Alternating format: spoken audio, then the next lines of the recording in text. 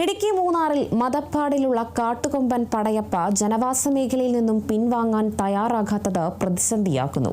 കഴിഞ്ഞ ദിവസം ചൊക്കനാട് എസ്റ്റേറ്റിലെത്തിയ കാട്ടുകൊമ്പൻ തോട്ടം തൊഴിലിൽ ഏർപ്പെട്ടിരുന്ന തൊഴിലാളികൾക്ക് നേരെ തിരിഞ്ഞിരുന്നു. പടയപ്പയെ കൂടാതെ മൂന്നാർ മേഖലയിൽ വിരഹിക്കുന്ന 3ഓളം കാട്ടുകൊമ്പന്മാരും മദപ്പാടിലാണ്.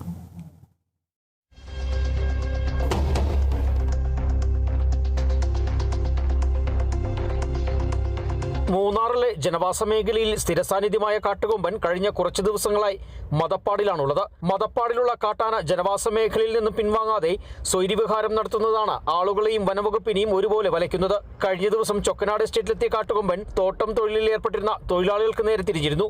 ഇതോടെ തൊഴിലാളികൾ ഭയന്നോടി. ലോക്കാട് മേഖലയിൽ ഇറങ്ങിയ പടയപ്പ വഴിയോരക്കടകൾ തകർത്ത് നാശനഷ്ടമുണ്ടാക്കി. படையப்ப வர கடையை உடைக்குது, ஃபாரஸ்ட்டுக்காரங்க வராங்க, பாக்குறாங்க, போட்டோ எடுக்கிறாங்க, வீடியோ எடுக்கிறாங்க, போயிடுறாங்க. எங்களோட செலவு எதுவுமே அவங்க கொடுக்கறதும் கிடையாது, கேட்டுக்கிறதும் கிடையாது.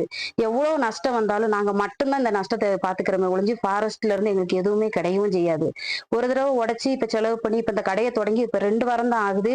பழையபடிக்கும் படையப்ப இந்த உடைச்சு வச்சிருக்கு. இதை வச்சுதான் குடும்பத்தை பாக்குறது, பிள்ளைகளை படிக்க வைக்கிறதுன்னு சொல்லிட்டு எல்லா காரியமும் எங்களோட தேவைகள் மொத்தமே இதுலதான் போகுது. எங்களோட வாழ்க்கை கடைசி வரை இப்படித்தான் போகுமா?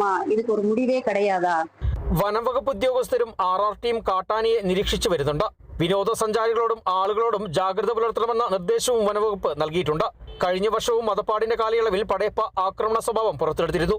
പടയപ്പയെ കൂടാതെ 3ഓളം കാട്ടുകൊമ്പന്മാർ മദപ്പാടിലെന്നാണ് വനംവകുപ്പ് നൽകുന്ന വിവരം. Kerala vision news, Idukki.